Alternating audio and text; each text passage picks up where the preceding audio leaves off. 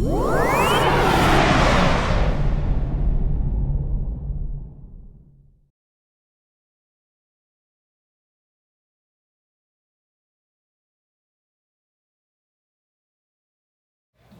you're sitting on a ball, you're doing an overhead press. We went from here to here.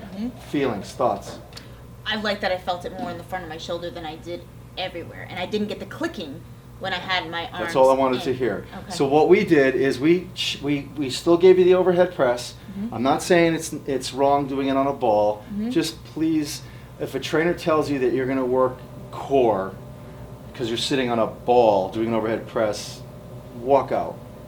Okay. There's better ways to strengthen the platform core or the center of gravity to create a better foundation to exert force off of than sitting on a ball, especially in this position.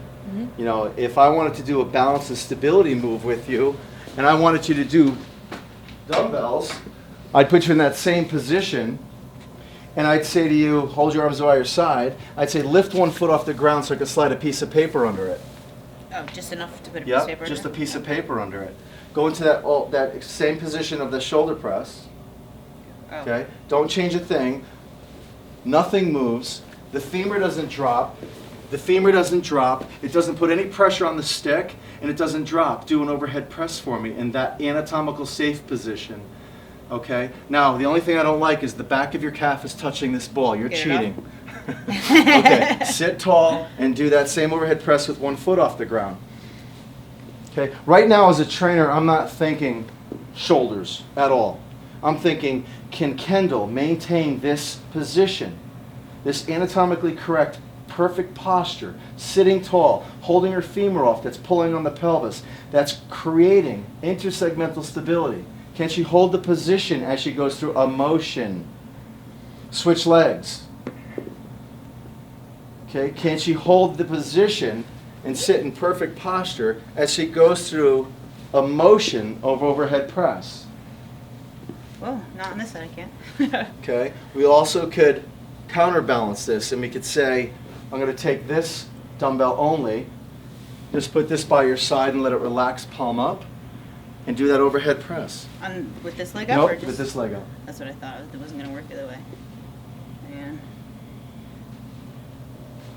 So now you're challenging on a lateral aspect. Okay, so you have other muscles that are also kicking in to stabilize you on a lateral aspect. Okay, so on this side you have the external oblique and the internal oblique on that side. So there's a lot going on. Okay, and you can switch sides.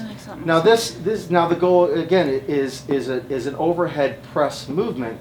It's about maintaining a posture and a position. Okay, I'm not really thinking as a trainer shoulders. I'm saying, can you hold this position? That's really what it's all about. Now, how does that feel? Much better than it did the other way. I could feel more parts working. Okay. So this is going to give you a better foundation to exert force off of in the future. Okay, but if the goal was shoulders, I still wouldn't have you in this environment. Right, I got that. There's other environments you could do shoulders in.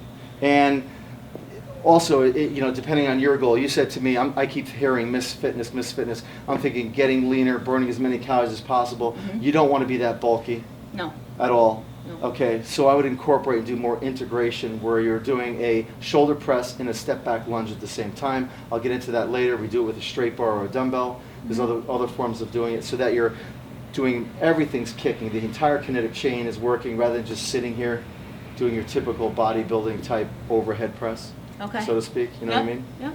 All right, so those are some of the things we do. We were talking a little bit about shoulder flexion. You were doing front raises? Yes.